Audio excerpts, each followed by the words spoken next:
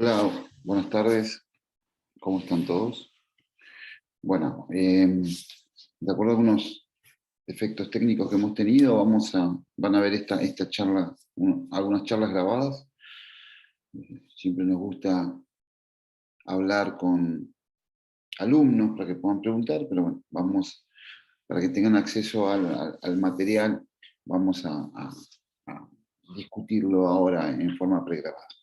Bien, lo que hoy vamos a hablar y discutir son los principios básicos de la fisiología del ejercicio aplicada al entrenamiento, a la rehabilitación, al movimiento para la salud, y aspectos generales de intentar interpretar qué ocurre a la hora de generar algún grado de movimiento. Indudablemente, toda forma de movimiento comienza por el sistema nervioso central. Sean movimientos conscientes voluntarios, sean movimientos automáticos o sean movimientos reflejos, todo comienza por las neuronas del sistema nervioso central. Hoy realmente no se sabe por qué una neurona de golpe dispara una señal eléctrica, una señal nerviosa para el inicio del movimiento. El por qué comienza el movimiento no se sabe. ¿Sí? ¿Qué es lo que ocurre en los mecanismos íntimos de por qué determinado pool de neuronas empieza lo que se conoce con el nombre de despolarización, que es el inicio de la señal eléctrica? No se conoce. Quizás con excepción de los movimientos reflejos, que está claro que es a partir de un estímulo externo, pero en lo que es, o interno, pero en lo que es movimiento consciente, voluntario, automático, no se conoce. Pero indudablemente ustedes saben que en el sistema nervioso central nosotros tenemos un área dentro del cráneo, es el inicio del sistema nervioso central, básicamente cerebro y cerebelo, donde las neuronas se encuentran hacia externo. Mientras que en el tronco y la médula espinal, las neuronas se encuentran hacia interno y hacia afuera se encuentra lo que se llama la sustancia blanca. La materia gris es el pool neuronal. Como ven acá, esto es un corte de la médula. En lo que es materia gris, como ustedes saben, el pool neuronal en el cerebelo está en la corteza. En la materia blanca, que es básicamente los axones de esas neuronas, pero también algo de la glía, del sistema conectivo, que en realidad ocupa todo el sistema nervioso central, pero fuertemente la sustancia blanca. Entonces, esas neuronas, como la unidad del sistema nervioso central, tiene un cuerpo neuronal y unas prolongaciones llamadas axones y dendritas. El cuerpo neuronal es lo que encontramos en esa zona gris. De ahí el famoso nombre de la materia gris, supuestamente como si nosotros tenemos más materia gris, más neuronas, tenemos algún grado mayor de algunas de las formas de inteligencia. Obviamente el cerebro no es plano, sino tiene hendiduras, y se supone que esa cantidad de hendiduras, es como en el pulmón, le da mayor superficie y por lo tanto un mayor pool neuronal. En teoría se dice que las personas inteligentes no tienen un cerebro grande, sino tienen un cerebro con muchas hendiduras, y ese aumento de la superficie va de la mano de un aumento del pool neuronal. Obviamente, podríamos decir en forma general que el movimiento voluntario consciente comienza en el cerebro, que el cerebelo es aquel que regula que esa orden nerviosa sea correcta, los movimientos automáticos tienen mayor participación los núcleos de la base, mientras que en los movimientos reflejos parten de la médula espinal. Esto dicho en forma muy pedagógica, obviamente hay contactos con el cerebro en cualquier forma de movimiento, sobre todo en los movimientos, por supuesto, automáticos, no tanto en los reflejos. Se dice que el sistema nervioso central tiene 4 subsistemas motores. El primer subsistema motor es obviamente el músculo y su relación con la médula espinal, y ahí viene, digamos, hay que destacar uno de los autores que más ha estudiado reflejos en la historia de la medicina, que es Charles Sherrington, que él en realidad planteaba el reflejo como la principal vía del movimiento. Todos los movimientos producidos por la musculatura esquelética son iniciados por neuronas motoras inferiores de la médula espinal. obviamente, dependiendo si es de la médula en los movimientos bajos o en los nervios craneales en algunos movimientos altos. Ustedes saben que las neuronas de la médula y el tronco tienen que ver con la posición de los diferentes grupos musculares.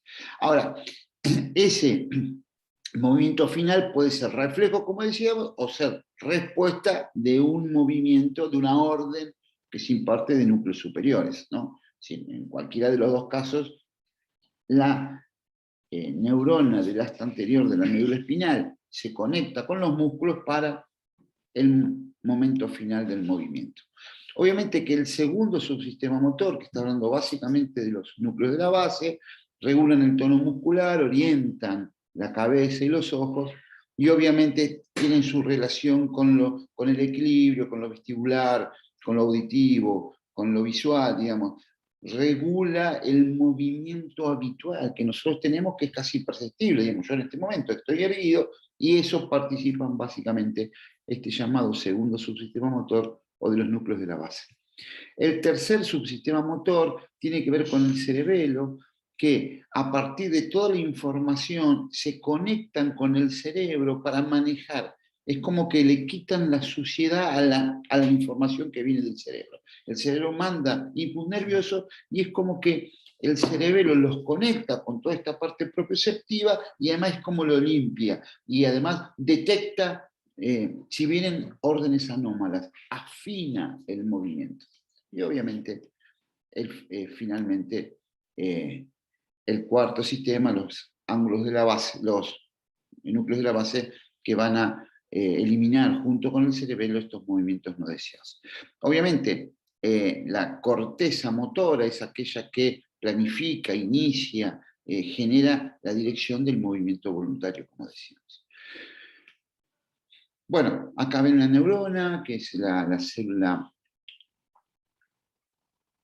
más típica del sistema nervioso central, un cuerpo neuronal, dendritas que son las que reciben la información y un axón que es la que emite la información. Obviamente, tanto las dendritas como el final del axón se ramifican y en función de eso se permiten conectar no solo con aquel que van a dar la orden, sino en realidad le dan órdenes a muchos y además están permanentemente en contacto con otras informaciones. Digo, no hay un movimiento que no tenga en cuenta la información que recibimos. Información tanto heteroceptiva, es decir, del ambiente, que puede ser desde el frío, puede ser desde que viene un objeto y lo tenemos que esquivar, o desde elementos más complejos como la táctica y la estrategia deportiva. Mi compañero, mi rival, mi orden táctica, a quién calcular qué va a pasar dentro de un segundo en un pase. Yo el pase no se lo doy a la persona en un movimiento estático, sino se lo doy en un movimiento teórico, dinámico, futuro. Es decir, yo te doy un pase y no te lo doy donde vos estás parado, sino te lo doy donde vas a estar. Y eso tiene que ver con las ventajas tácticas deportivas. Bueno, toda esa información son las que las neuronas van recibiendo todo el tiempo. Obviamente una neurona, como decíamos acá, emite ramificaciones y las neuronas motoras, las de la médula espinal, como habíamos dicho, esa ramificación va a una célula muscular. Cada una de estas ramificaciones va a una célula muscular. Ahora, una neurona, a partir de sus ramificaciones, inerva, le da órdenes a muchas fibras musculares. ¿Cuántas? Dependerá. Dependerá el nivel de precisión de mis movimientos o el nivel de potencia que ese músculo tiene que ejercer. Cuando máxima es la precisión, por ejemplo, los músculos del ojo, ciliar, para ubicar el foco, una neurona puede tener 3 fibras musculares a cargo. ¿Sí? ¿Por qué? Y porque tiene que generar una gran precisión, ¿no? Una gran precisión. Ahora, en el cuádriceps, donde yo necesito tener una gran fuerza y no tanta precisión, una célula, una neurona puede inervar simultáneamente entre 3.000 a 5.000 fibras musculares. ¿Sí? Están diseñadas de acuerdo a su función. Esa neurona y todas las fibras musculares que inerva es lo que se conoce con el nombre de unidad motora. Es la suma de la neurona y sus fibras musculares.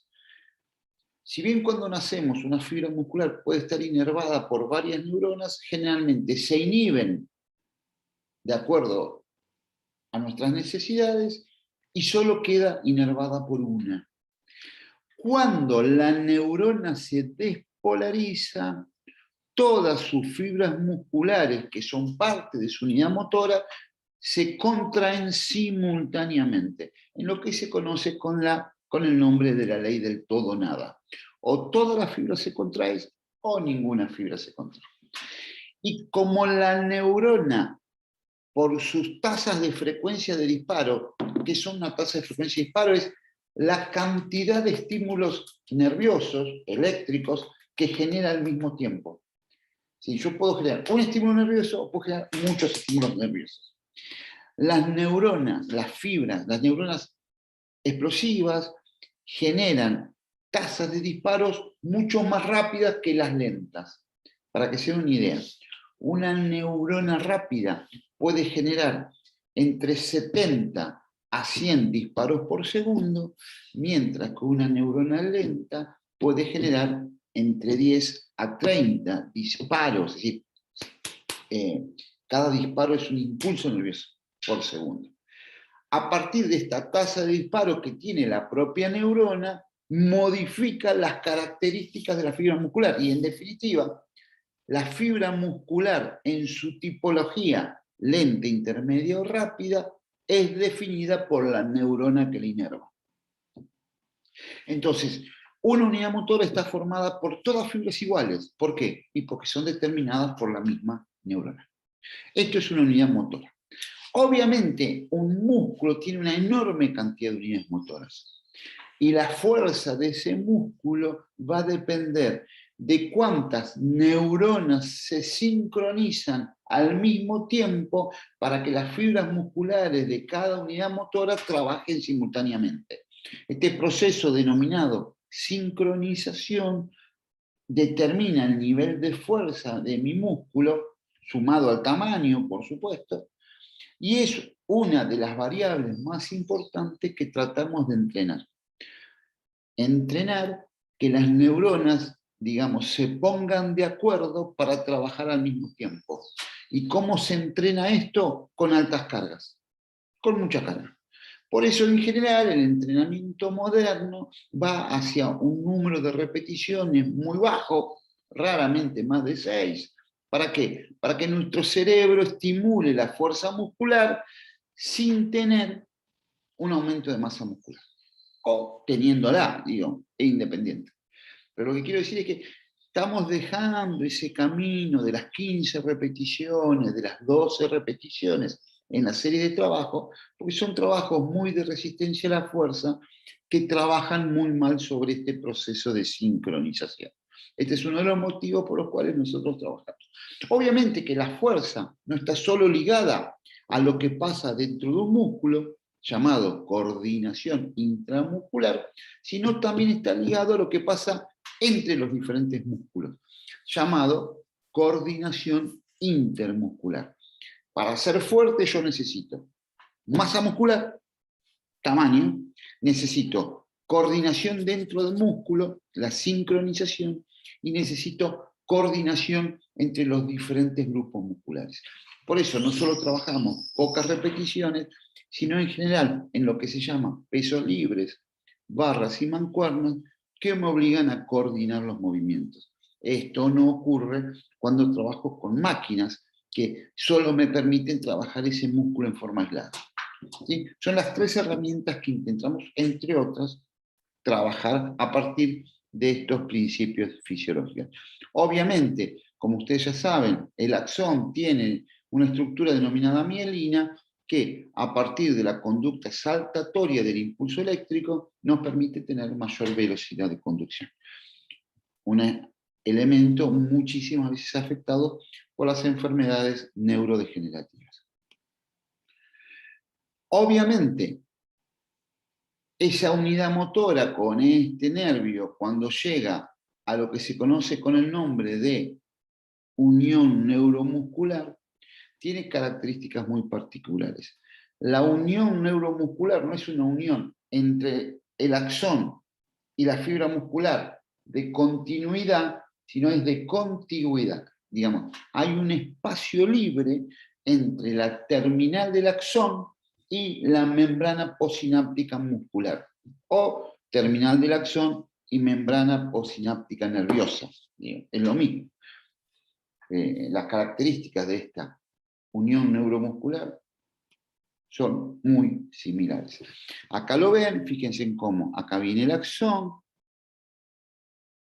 la terminal del axón, la membrana muscular postsináptica y esta famosa sinapsis, en este caso neuromuscular. Si acá viene una corriente eléctrica producida a partir de la diferencial de concentración básicamente del sodio y del potasio intra y extramembrana. Ustedes saben que el potasio y el sodio tienen una carga eléctrica positiva.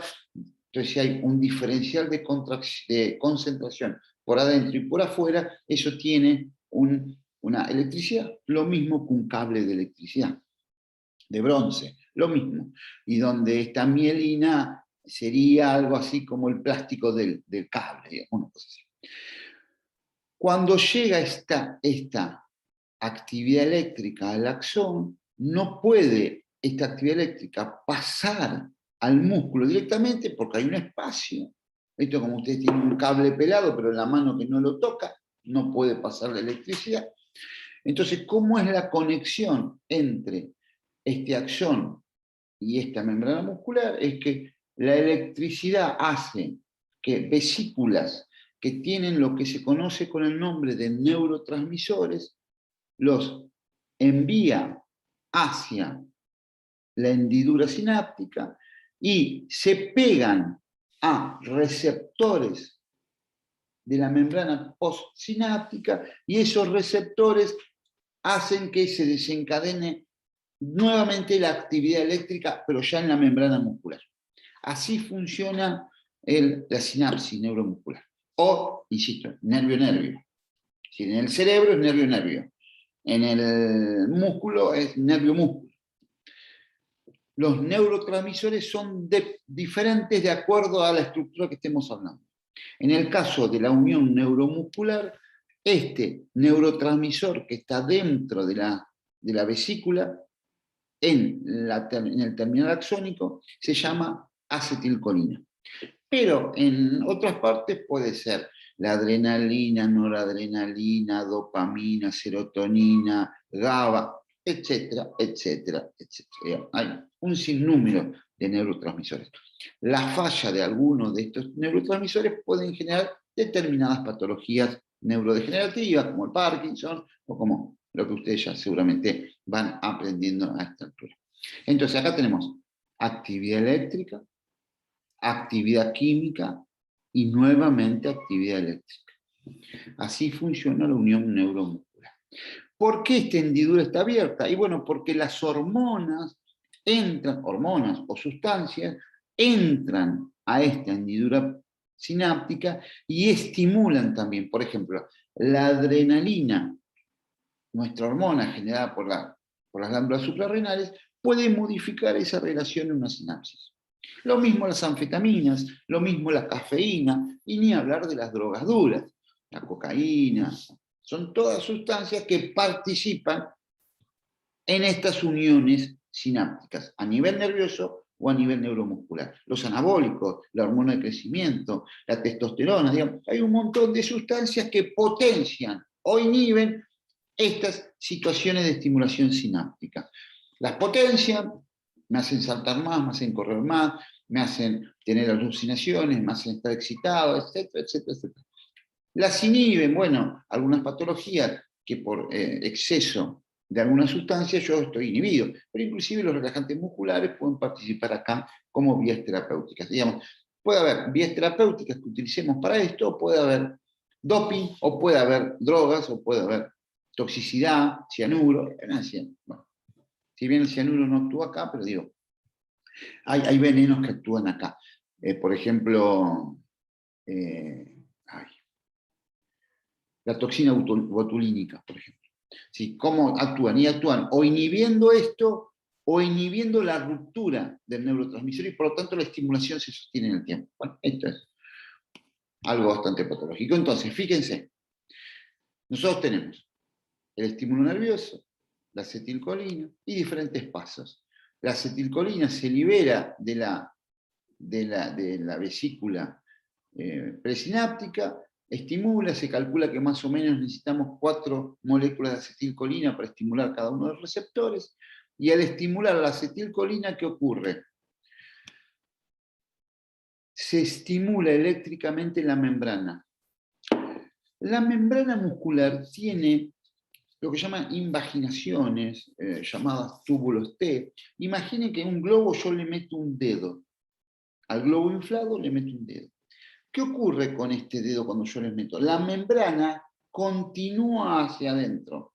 Y por lo tanto, la membrana muscular penetra a través de estos túbulos T bien adentro de la fibra muscular. De tal manera que ese estímulo muscular, ese estímulo de la membrana muscular, no es solamente en la periferia de la fibra muscular, sino entra a través de todas esas invaginaciones a toda la fibra muscular, cosa de que prácticamente el conjunto de la fibra muscular a todo nivel, imagínense que la fibra muscular es en 3D, digamos, la fibra muscular no es plana, es gruesa. Por lo tanto, esas invaginaciones me permiten que a lo largo de toda la fibra muscular, que va de punta a punta de un músculo en general, o por lo menos ocupa gran parte de la longitud de ese músculo. Cuanto más peñado es el músculo, obviamente menos longitud ocupa, pero en general ocupa una larga porción del músculo. Todo ese músculo y en todo su interior llega el estímulo nervioso muscular, si el estímulo eléctrico muscular al mismo tiempo. Entonces, se despolariza, digamos, cambia la polaridad, eso es la señal eléctrica, la fibra muscular, y ese cambio de polaridad llega a través del túbulo T al interior simultáneamente de toda la fibra muscular. Esos túbulos T están muy pegaditos a una estructura citoplasmática que se denomina retículo sarcoplásmico. El retículo sarcoplásmico tiene la función de, a cada estímulo nervioso, liberar calcio hacia adentro del citoplasma muscular. Si tiene un estímulo, libera un pool de calcio. Si tiene 2 estímulos, libera el doble. Y si tiene 20 seguidos, libera 20 veces ese calcio. Y esto es importante, ¿por qué? Porque el calcio después va a tener 2 funciones, 2 grandes funciones. El calcio es el que va a ser el mediador interno muscular que genera contracción muscular. ¿Qué es la contracción muscular? Hay lo que se llaman las proteínas contráctiles. Lo más común es la troponina y lactina y la miosina.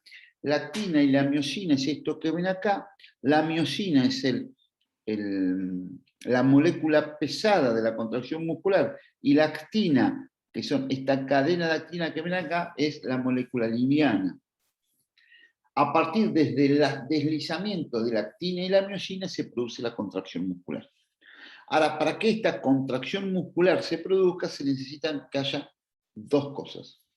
Generalmente la actina y la miosina están separadas por otra proteína llamada la troponina tropimiosina que si no los deja juntarse. Si la actina y la miosina, esta es la miosina, esta es la actina, no se pueden juntar porque tienen como una traba en el medio que los tapa. Entonces, por un lado, la presencia de calcio, ¿qué hace? Saca esa traba. Esa otra molécula, 2 moléculas llamadas troponina y tropimiosina, la saca, y por lo tanto, las zonas de unión están liberadas. Y al mismo tiempo, ¿qué hace la actina? ¿Qué hace el calcio? La cabeza de la miosina tiene una molécula llamada ATP, que es una molécula que le genera una carga a la cabeza de la miosina. Cuando viene el calcio, que le sacó lo que no lo dejaba unir, pero además lo que hizo fue estimular una enzima llamada ATPasa. la enzima ATPasa lo que hace, rompe el ATP, y por lo tanto, al romperse el ATP, le cambia la polaridad a la cabeza de la miosina. Y al cambiar la polaridad de la cabeza de la miosina se une a la actina, porque ya la actina está destapada porque no tiene más la tropomiosina. Entonces, las dos cosas ocurren, se destapan, quedan para unirse, pero además la miosina cambia la polaridad. Y esto hace que traccione la actina, se une a la actina traccionándola. Y esa tracción de millones de moléculas de actina y miosina produce la contracción muscular. Y fíjense que acá venimos de la parte eléctrica a la parte química, que es la ruptura del ATP, que es lo que va a generar la contracción muscular, por lo tanto pasamos a energía mecánica. Energía eléctrica, energía química, energía eléctrica, energía química, energía mecánica. Toda esta complejidad es el proceso de contracción muscular. Y acá en la contracción muscular se une con el otro elemento importante de la fisiología, que es la bioenergética. ¿Por qué? Porque para que el músculo se relaje, debemos resintetizar ATP. Si el ATP se rompió para contraerse y se resintetiza para relajarse. Si no hacemos este proceso, el músculo queda en espasmo. Por ejemplo, un calambre. ¿Qué es un calambre? La imposibilidad de regenerar ATP. Esto es un calambre. También hay teorías nerviosas, pero no es el punto de esta charla. Entonces, fíjense, necesitamos estímulo nervioso, una estructura muscular que esté en condiciones de contraerse, pero además la energía dada por ATP. Por lo tanto, el ATP es la única sustancia que le entrega energía a la contracción muscular. Sin ATP no hay contracción muscular. Por lo tanto, todo el capítulo de la bioenergética es cómo resintetizamos ese ATP que se rompió para que se produzca la contracción muscular.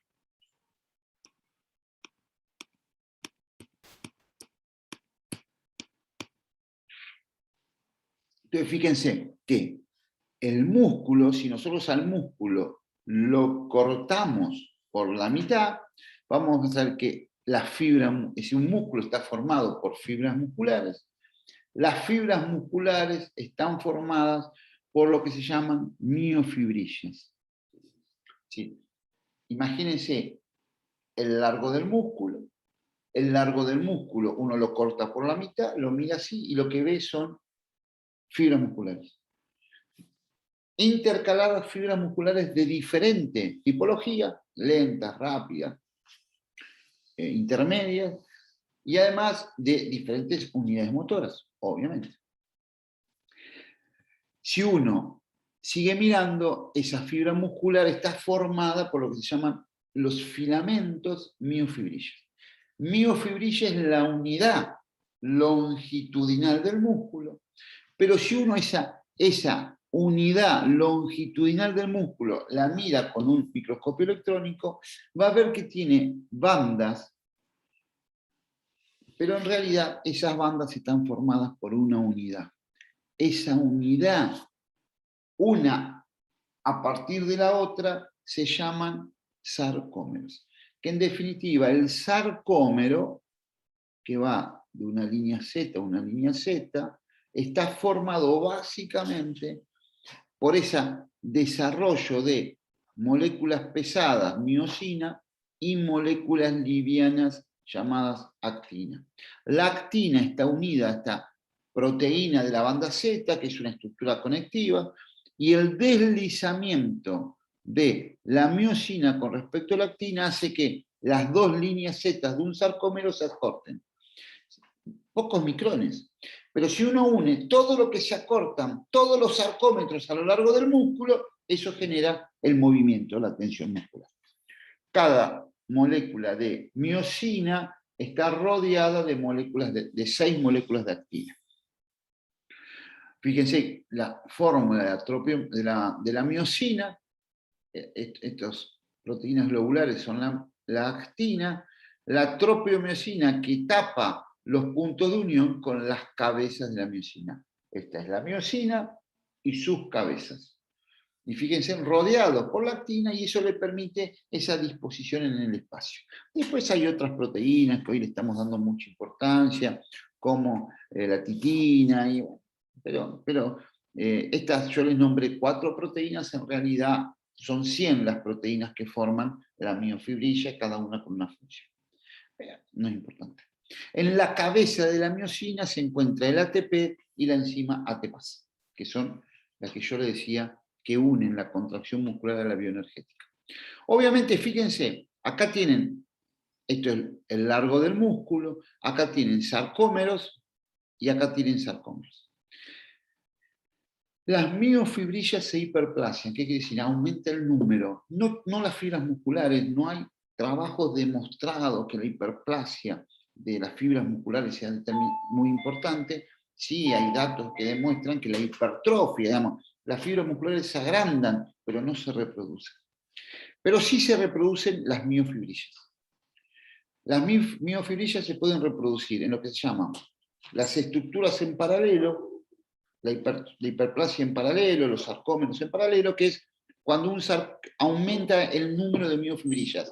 Y esto está dado por el aumento de la masa muscular.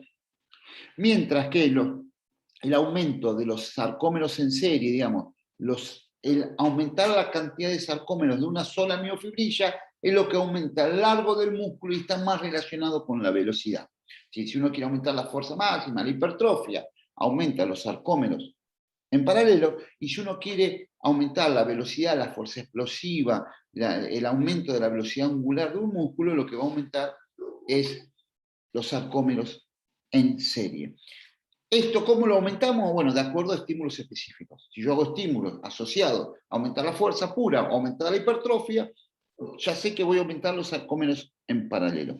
Si yo quiero aumentar la velocidad de gestualidad, tanto en fuerza como en velocidad pura, ese entrenamiento me aumenta los sarcómeros en serie. La adaptación fisiológica, bioquímica, estructural, siempre es específica al tipo de estímulo. Si yo trabajo una cosa, no puedo pretender que se estimule algo totalmente diferente. Obviamente, entonces, nosotros tenemos 3 tipos de fibras musculares. Hoy en la bibliografía pueden encontrar hasta 5 tipos, pero hay 3 básicos que con eso nos alcanza para entender. Las fibras 1, o lentas, o rojas, o oxidativas, que son resistentes y poco potentes, las 1, son fibras musculares con mucha carga metabólica, se llaman rojas porque tienen mucho hierro por la mioglobina, mucha mitocondria, pero generan poca tensión, son pequeñas y son muy resistentes, pero muy poco potentes. Yo no puedo pegar una piña con las fibras lentas. En el otro extremo son las fibras blancas, o 2B, explosivas, que son fibras todo lo contrario, muy potentes, poco resistentes, con poco hierro, son las del pesista. Y en el medio hay un tipo de fibra llamada 2A, que tienen algunas características rápidas y algunas características lentas. Por ejemplo, en un deporte como el fútbol, con los deportes con pelota, las fibras 2A son fibras muy rápidas, pero si hacen esto y paran. Son las que me permiten hacer gestos repetidos, pero cortos. ¿Sí? Un circuito. Yo hago un circuito, 6 repeticiones paro, 6 repeticiones paro, 6 repeticiones paro. O juego al tenis, 2 pelotas paro, 2 pelotas paro, 2 pelotas paro, son las 2A. Pero también son las fibras que son tremendamente anaeróbicas, lactácidas, en la medida que yo las somete a esfuerzos mayores de 30 segundos. Por ejemplo, en la natación, en los 800 metros llanos, o en la hipertrofia del fisiculturista, trabajo las mismas fibras, pero desde un lugar totalmente diferente. Entonces acá tenés como los grandes 4 formas de trabajo, si se quiere. Baja intensidad sostenida, mucha potencia y 1 o 2 repeticiones, o las otras 2.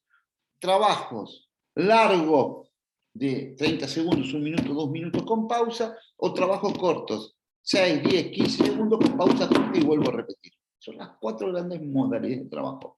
Más asociado a la resistencia pura, más asociado a las pesas puras, y lo que se conoce con el nombre de trabajo intervalado, típico de la natación, o trabajo intermitente, típico del fútbol. Estas son las formas básicas y yo en cada forma voy a apuntarle a una determinada fibra muscular. Claro, que si yo quiero trabajar fuerza máxima, yo pongo en juego todas las fibras al mismo tiempo. Bueno, ahí ya entran variantes. Y si yo quiero trabajar fuerza-potencia, trabajo todas las fibras rápidas al mismo tiempo. Pero bueno, ahí ya entran variantes. Entonces fíjense cómo nosotros, a partir de lo que queremos, sabemos lo que queremos hacer. O a partir de lo que vemos que se hace, sabemos qué adaptación vamos a tener. Bueno, esto está bastante estudiado, bastante desarrollado. En lo personal, hace 30 años que me dedico al estudio de estas cosas.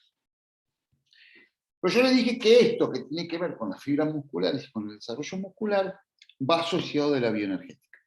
Va asociado de cuál es el perfil metabólico que yo utilizo. Como regla general, muy pedagógica, se dice que nosotros tenemos 3 subsistemas metabólicos. 3. ¿Qué son los sistemas bioenergéticos? Son las formas que tenemos de resintetizar el ATP que gastamos durante la contracción muscular.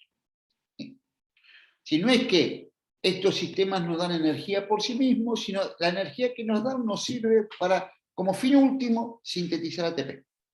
Mejor dicho, resintetizar ATP. Entonces se dice que hay 3 grandes sistemas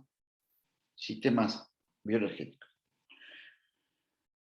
2 anaeróbicos. ¿Qué significa anaeróbicos? No utilizamos oxígeno, no significa que haya ausencia de oxígeno, sino que no lo utilizamos. Y un sistema aeróbico que sí lo utilizamos.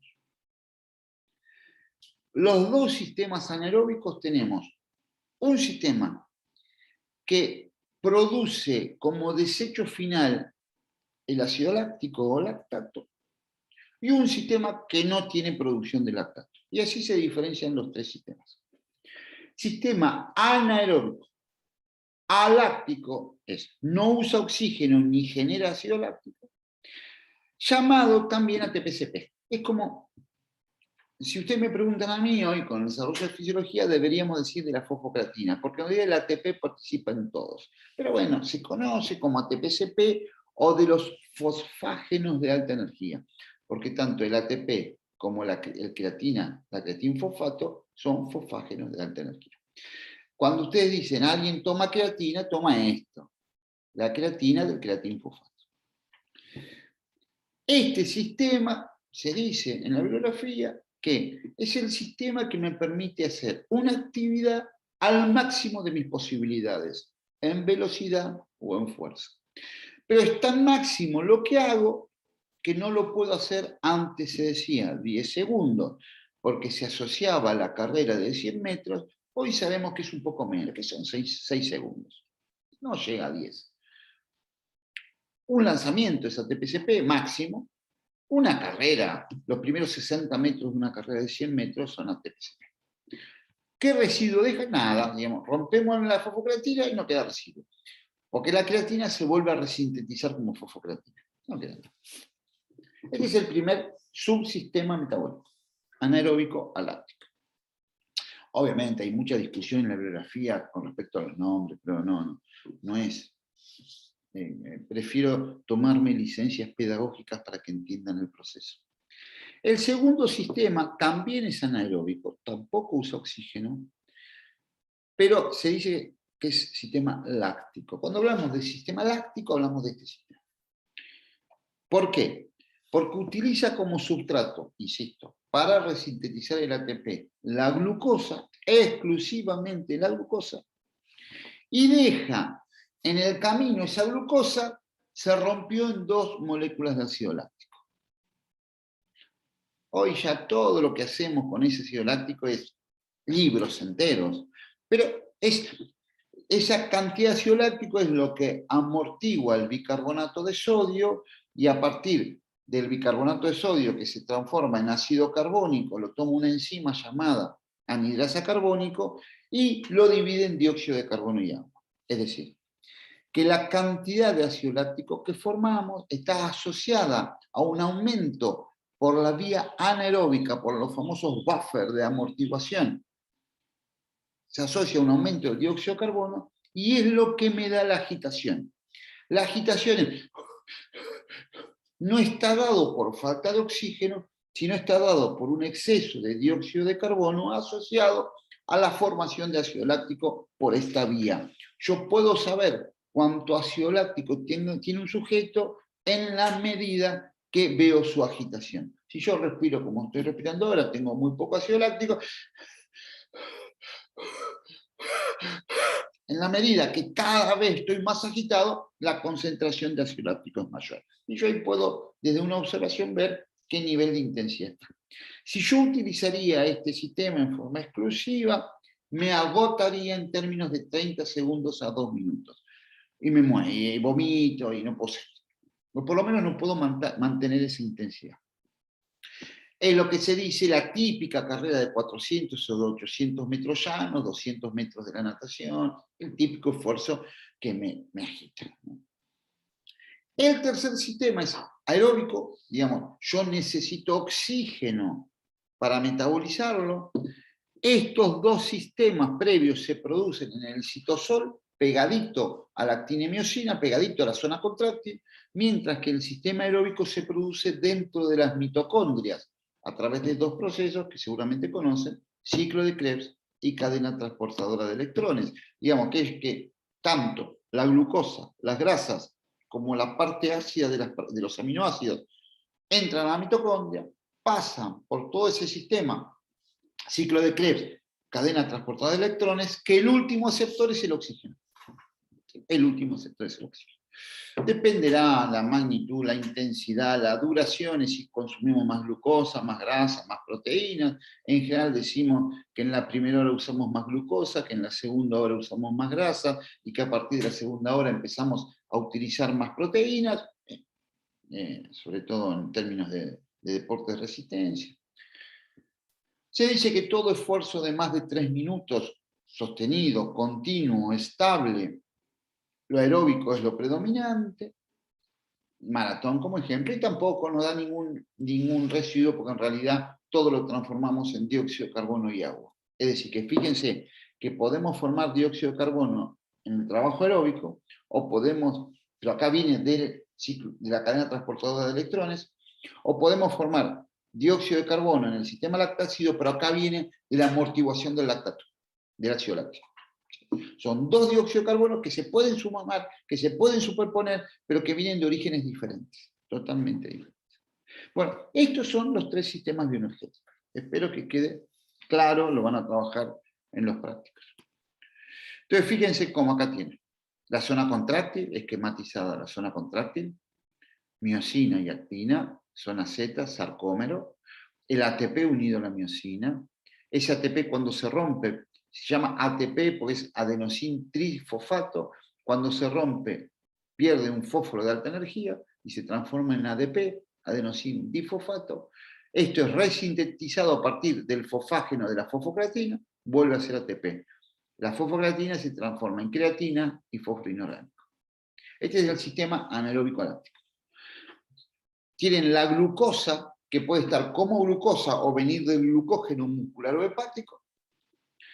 En un camino de 10 reacciones enzimáticas se transforma en pirúvico o piruvato, y ese piruvato se transforma en ácido láctico. Y acá tienen el segundo sistema. En este camino de 10 pasos enzimáticos se resintetizan 2 moléculas de ATP. Pueden leer que son 3 moléculas, pero para que sean 3 moléculas ya se gastó una antes. Pero el resumen son 2 moléculas de ATP. Tanto el piruvato como el lactato formado o se vuelven a resintetizar como glucosa, por ejemplo en el hígado, o en lo que se llama neoglucogénesis o ciclo de Corio, como usted lo conoce, o directamente entran a la mitocondria para activar el ciclo de Krebs y dar energía aeróbica. Esto es lo que se llama glucólisis rápida y esto es lo que se llama glucólisis lenta. Cuando activan el ciclo de Krebs, a este ciclo de Krebs pueden entrar las grasas. Digamos, las grasas siempre acompañan a los hidratos de carbono.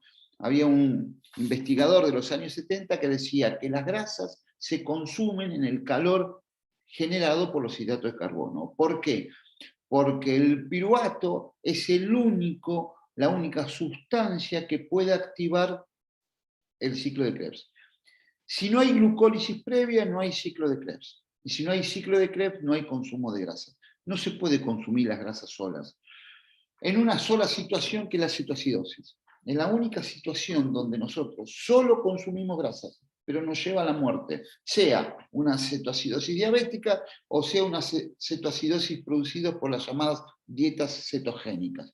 Pero no se, digamos, es un elemento antifisiológico consumir grasas desde el punto de vista aeróbico sin activación de los ciclos de Krebs por el piruvato. Es muy complejo el sistema bioenergético, digo, y no da para este nivel, pero vayan sabiéndolo. Entonces, aquí ustedes en el ciclo de Krebs y la cadena transportadora de electrones utilizan los azúcares a través de este piruvato que viene de la glucólisis rápida, o las grasas que vienen a partir de la beta-oxidación, o las proteínas que a partir de la proteólisis se rompe, por un lado, el grupo amino, que se desecha como ácido úrico a través de la orina, o el grupo ácido de estos aminoácidos que puede sí entrar a los ciclos de Krebs. Es el único que puede reemplazar al piruvato el grupo ácido de los aminoácidos. Pero usar proteínas para activar el ciclo de Krebs es de enorme costo biológico, porque nosotros tenemos mucho azúcar a mano y muy poca proteína. Entonces, gastar proteínas para esto es un despropósito. Y además no podemos, porque nosotros no tenemos depósitos de proteína. La proteína está dentro de nuestra estructura. Para utilizar proteína, para eso tenemos que romper músculo, por lo menos, o membrana. En vez, tenemos depósitos de azúcar, no en una enorme cantidad, entre 400 y 800 gramos en nuestro cuerpo, y obviamente tenemos depósitos de grasa. Por eso, lo más barato como energía es la grasa, y después viene el azúcar. El azúcar lo que tiene, la glucosa lo que tiene como ventaja, por encima de las grasas, es que me da energía rápida y me permite activar las mitocondrias, cosa que ninguna de las dos cosas puede hacer las grasas. La grasa me sirve para energía a largo plazo, porque tengo mucha. Por eso, como el azúcar tengo tan poca y es tan importante, si yo hago esfuerzos mayores a 1 hora, la cantidad de azúcar que tengo en mi cuerpo no me alcanza.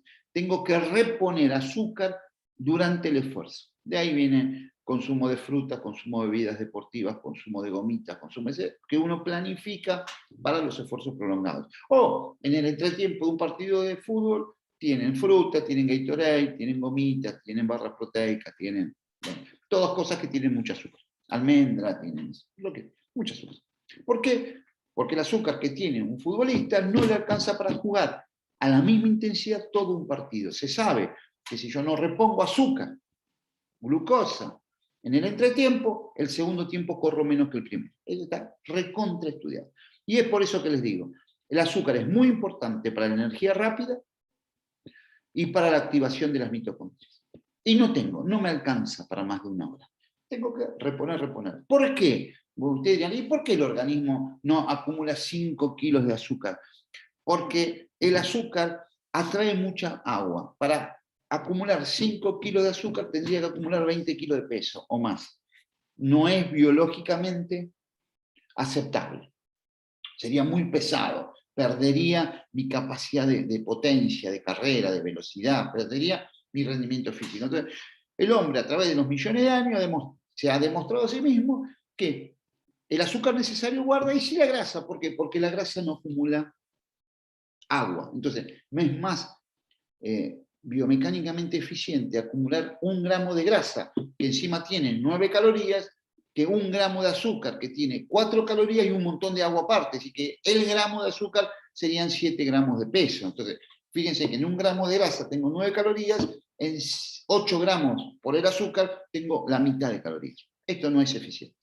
Y por eso sobrevivimos millones de años, porque somos eficientes. Entonces, hay un cuadrito que dice que yo al principio utilizo energía anaeróbica, después utilizo energía anaeróbica lactácea y después lo aeróbico. Es un trabajo, un gráfico de Astram, que esto lo hizo para decir, che, mira que no son 3 compartimientos aislados. Yo, cuando empiezo a trabajar, uso los 3 al mismo tiempo. La diferencia es que en los ejercicios cortos yo uso prioritariamente lo anaeróbico láctico. En los ejercicios entre 3 a 2 minutos uso prioritariamente lo anaeróbico láctico y después uso prioritariamente lo aeróbico. Pero los tres están integrados. Ahora, si nosotros lo que analizamos por potencia de cada uno de los sistemas, este me da el 100%, este, por decir algo, me da el 90%, y este me da el 50% de la energía. Es decir, comparado el sistema aeróbico con el anaeróbico láctico, puedo ir a la mitad de la velocidad como máximo. Y en la medida que más se prolonga, más abajo voy. Digo, para decir algo en el sentido que estamos hablando de estructuras pedagógicas, que es muy individual por las personas. ¿Sí? Del 100% que yo puedo dar en una carrera de máxima velocidad, si yo voy al sistema láctico, puedo dar entre el 85 y el 98, depende de mi nivel de entrenamiento para eso, y lo aeróbico de 50 para abajo depende de la carrera. Una carrera de 3 a 5 minutos doy el 50%, pero en una maratón puedo estar dando el 20%. Y cuanto más larga es el esfuerzo, más despacio voy siempre. Hay una relación entre la intensidad y la duración del esfuerzo. Máxima intensidad 10 segundos, 90%, minuto y medio, 2 minutos, 50%, 5 minutos, 40% y así, en la medida que voy, hasta que para ir caminando 200 kilómetros voy a ir al 5% de mi velocidad máxima. Entonces, depende de la duración, es a qué velocidad me manejo. Entonces, fíjense, esto es un estudio muy interesante de Hirvonen, ya tiene unos cuantos años, pero lo que hizo fue hacer correr a los mejores velocistas de Finlandia, si no me equivoco, o Dinamarca, Finlandia, creo, Hirvonen es Finlandia, y un día los hizo correr 10 metros, los biopsió, perdón, 20 metros los biopsió, otro día 10 metros los biopsió, 20 metros los biopsió, 30, es decir, cada día fue haciéndolo correr una velocidad, una distancia diferente y siempre terminó biopsiándolo. Y pudo construir qué estaba ocurriendo en el músculo en esos 100 metros. Entonces, esta es la velocidad, fíjense, como cualquier velocista, la etapa de aceleración, la etapa de velocidad máxima, la etapa de resistencia a la velocidad. A partir de acá ya no solo no aumenta la velocidad, sino les cuesta mantenerla. Obviamente depende la característica del sujeto, es en qué momento alcanza la máxima velocidad. Un jugador de fútbol alcanza entre los 20 y 30 metros, un buen velocista entre los 40 y 60, pero Usain Bolt el mejor entre 60 y 80, aceleraba hasta los 80 metros, por eso que les iba sacando cada vez más ventaja, más ventaja, más ventaja. Ahora, miren qué ocurre con la fosfocreatina. La fosfocreatina al principio baja mucho, pero cuando llega a velocidad máxima y deja de acelerar, deja de bajar. Miren qué ocurre con el lactato, va aumentando y no deja nunca de aumentar. El pH va bajando porque va aumentando el lactato. Entonces, fíjense que el sistema fosfágeno es muy fuerte acá, hasta acá. Después ya el fosfágeno deja de disminuir, o por lo menos deja de disminuir en la misma proporción. Si uno analiza una carrera de 30 segundos y la participación de la fosfocreatina y de la glucólisis en otro estudio, fíjense cómo al principio prácticamente todo fosfato de creatina, pero ya a los 10 segundos no llega ni a la mitad, a los 20 segundos muy poco, a los 30 segundos casi nada. Y el resto lo mantiene la glucólisis, que va tomando mayor participación en la producción y resíntesis de ATP. Entonces fíjense cómo esto es un poco más dinámico de los tres sistemas. Finalmente, algo que hemos trabajado bastante nosotros y que explica algunos procesos de entrenamiento, fueron lo que a mí me gusta llamarle las dos grandes revoluciones de la bioenergética. ¿Por qué? Estas dos grandes revoluciones de la bioenergética dividieron ese concepto de tres sistemas estancos en relaciones entre ellos. La primera revolución fue la que dijo, el lactato se forma durante el esfuerzo, pero se recupera en la vía aeróbica durante la pausa. Antes, hasta la década del 80, se consideraba al lactato como un desecho tóxico. El lactato produce calambres, el lactato produce fatiga, el lactato es un hecho tóxico. Hoy se sabe que el lactato producido se reemociona. ¿Qué significa esto? Yo produzco lactato, o en la misma célula o en otras células lo transformo en glucosa, o lo vuelvo a transformar en piruvato para que entre a la mitocondria. ¿Sí? ¿Se acuerdan que yo le había mostrado que la glucólisis terminaba en piruvato y en lactato, y los dos entraban a la mitocondria para ser utilizados como energía aeróbica? Hoy se sabe que el lactato, a través de unos transportadores llamados MST, entran a la mitocondria, se transforman en piruvato y se gastan como energía aeróbica en la célula que la produjo o en otra. Digamos, yo voy muy rápido haciendo bicicleta con las piernas, produzco lactato, le pongo un ejercicio suave de brazo, y ese lactato que se produce en las piernas por la sangre llega al brazo y el brazo lo consume como energía aeróbica. No solo el brazo, el cerebro, el miocardio, el riñón, el hígado, digo, va a diferentes sustancias, va a diferentes lugares que consumen el lactato. Habrán escuchado hablar de los trabajos regenerativos, uno hace un esfuerzo muy intenso y después hace un trabajo suave. ¿Ese trabajo suave para qué? Porque sabemos que en un trabajo suave se consume más lactato que en reposo. Entonces, limpio de lactato mi cuerpo más rápidamente. Algunos esto lo usan, otros no, porque hoy sabemos que ese trabajo lento, si bien es cierto que me reemociona el lactato, por ahí me estimula muchas fibras lentas que yo no quiero y me termina perjudicando para... Bueno, ahora hay toda una serie de discusión fisiológica sobre este tema. Pero sí, lo importante desde el punto de vista bioenergético es que si el lactato no es un desecho tóxico, sino es un intermediario metabólico. Esa es la primera revolución. Esto se usa mucho en lo que se llaman los trabajos intervalados.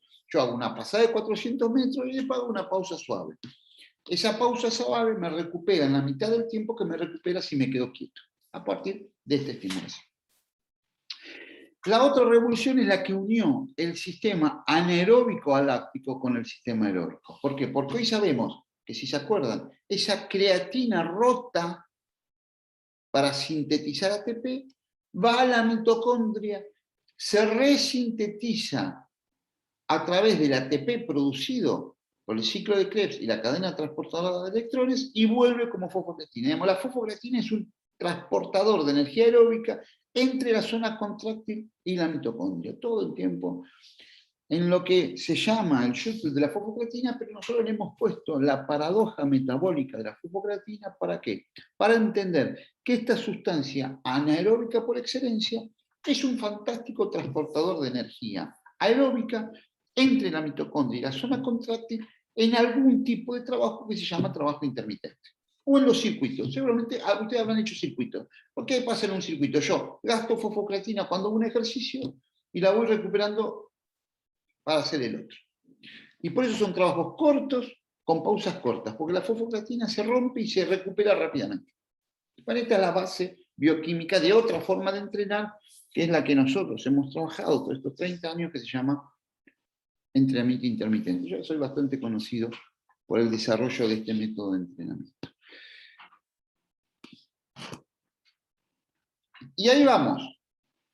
El oxígeno utilizado en la cadena transportadora de electrones es el oxígeno que respiramos. Digamos, el oxígeno que respiramos es el oxígeno que va ahí. Para eso lo respiramos. Digamos, tomamos oxígeno en la atmósfera para que vaya a la mitocondria, a la cadena transportadora de electrones, para permitir resintetizar ATP en función de azúcares, grasas y proteínas. Digamos, fíjense cómo unimos las tres cosas: lo mecánico, lo bioenergético y ahora el consumo de oxígeno. Ya desde el principio del siglo pasado, y a través de uno de los padres de la fisiología del ejercicio en el mundo, se llama Hill, él demostró que en la medida que yo voy más rápido, consumo más oxígeno. Así de simple. ¿Hasta dónde? Bueno, hasta que llegó mi máximo consumo de oxígeno, que ya no puedo seguir aumentando. Y esto es el límite individual. ¿Y cuál es, doctor, el máximo consumo de oxígeno en una persona? Bueno, es tan genético como la altura o el color de ojos. Yo, para tener atletas con alto consumo de oxígeno, tengo que buscarlos, tengo que encontrarlos de la misma forma que para tener jugadores de vóley altos o jugadores de básquet altos. Tengo que ir a buscarlos. Decir, che, este pibe a los 14 mide 1,90, este va a ser altísimo, que juega al básquet o al vóley. Y este pibe mide unos 50 y no va a jugar al básquet. Si yo quiero ganar la Tour de France, Tengo que encontrar sujetos que además de lo técnico, lo volitivo, lo estructural, el ambiente, todo eso que depende del rendimiento deportivo, tengan por lo menos 70 mililitros de máximo consumo de oxígeno por kilo peso por minuto. Yo no voy a ser ganador de Tour de France uno que va a tener 50. Doctor, ¿y por qué el de 50 no lo llevamos a 70? Porque no se puede. Como no se puede, el que mide unos 60 que mida 2 metros. No se puede. Y usted me dice, pero hay mucha gente que dice que sí. Bueno, no es verdad. ¿Qué quieren? Esta es una de mis grandes discusiones con la gente, no solo yo, sino que muchos pensamos esto. Acá hay dos grandes escuelas, aquellos que creen que se puede entrenar el consumo de oxígeno y otros que creemos que no. Obviamente, yo soy aquella persona que dice, no hay ninguna evidencia científica que a alguien se le haya aumentado el consumo de oxígeno. En la próxima clase vamos a hablar bastante de esto. Además, fíjense que Jack Hill en 1923 hablaba de 80 mililitros de consumo de oxígeno. Hoy, si encontrás un tipo de 80 mililitros, ganás una maratón. Es así. ¿Hay más de 80? Sí, puede haber hasta 90, 93. No hay ningún reporte de ningún sujeto que haya tenido más de 100. Esto no existe en la bibliografía. También acá hay diferencias entre si miden el pico o el consumo máximo de oxígeno. Es decir, si yo mido cada respiración o mido promedios de 10 segundos, por ejemplo. Obviamente en una respiración yo puedo tener un tipo más alto, pero en promedio son más bajos. Pero eso ya es más técnico de protocolos de medición. Pero la realidad es que fíjense que el rendimiento deportivo desde el punto de vista físico depende del funcionamiento del sistema nervioso central, del funcionamiento del sistema bioenergético y del consumo de oxígeno que yo tenga. Estas son las tres variables de performance que se conocen como consumo máximo de oxígeno, umbral anaeróbico y eficiencia biomecánica. Estas son las tres cosas que determinan el rendimiento de la performance aeróbica. Obviamente, en los 60, 70, 80 creíamos que todo dependía del consumo de oxígeno. En los 80, 90 pensábamos que todo dependía de la producción y remoción de ácido láctico. Y hoy somos más de la escuela que pensamos que no todo, pero la mayoría de las cosas dependen del mejor funcionamiento del sistema nervioso, desde el punto de vista coordinativo. ¿Y por qué esto es importante? Y porque cambia todo lo que hacemos en entrenamiento. Una cosa es tratar de entrenar el desarrollo de enzimas, otra cosa es tratar de trabajar a través de alta intensidad el desarrollo y consumo de oxígeno, y otra cosa es tratar de trabajar a partir de ejercicios aplicativos, moverme mejor. Bueno, esto último es lo que más resultados nos da.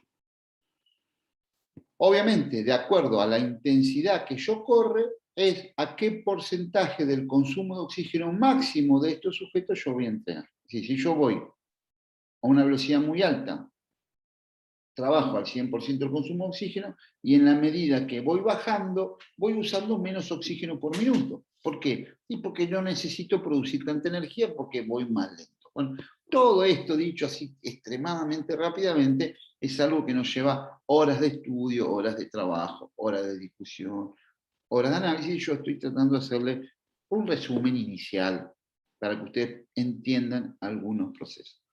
Cuando hablamos de trabajar al 80% del consumo de oxígeno, es una velocidad menor de la de 100 que me permite estimular esta área. En general, se dice que trabajar a estas intensidades, estoy trabajando el área de consumo de oxígeno, y trabajar a estas intensidades estoy trabajando más todo lo relacionado a lo metabólico, a lo enzimático. Pero hay algunas discusiones que son así. Entonces, fíjense cómo acá, a través de la frecuencia cardíaca, medimos un entrenamiento continuo. Fíjense, la frecuencia cardíaca es estable. Ese tipo, esos 15 minutos los corrió a la misma velocidad.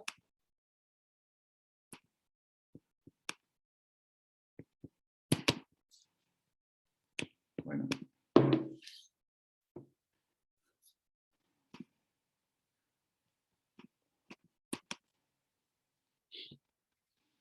Siempre a la misma intensidad. Este sería, un trabajo intervalado. Fíjense, pasar de 200 paró, pasar de 200 paró, 400 paró, 400 paró, 600 paró, 600 paró, macro pausa, 600 paró, 600 paró, 400 paró, 400 paró, 200, 200. Y terminó el entrenamiento. ¿Sí? Fue sobre distancias largas con pausas. Eso sería la frecuencia cardíaca también. Esto sería más un trabajo intermitente, tipo 10 segundos para 10 segundos, 10 segundos para 10 segundos, 10 segundos para 10. Fíjense cómo mantiene el gasto energético en el tiempo, macropausa, otra vez. Cada piquito de eso es una carrera de 10 segundos que después la baja. Carrera de 10 segundos, no velocidad máxima, sino un 3/4, por decirlo de una manera. Ya acá, fíjense, tiene 4 bloques de intermitente, 10 por 10, 15 por 15, que pudo mantener un estrés metabólico durante 40 minutos interesante, ¿no? Son otras formas de entrenar.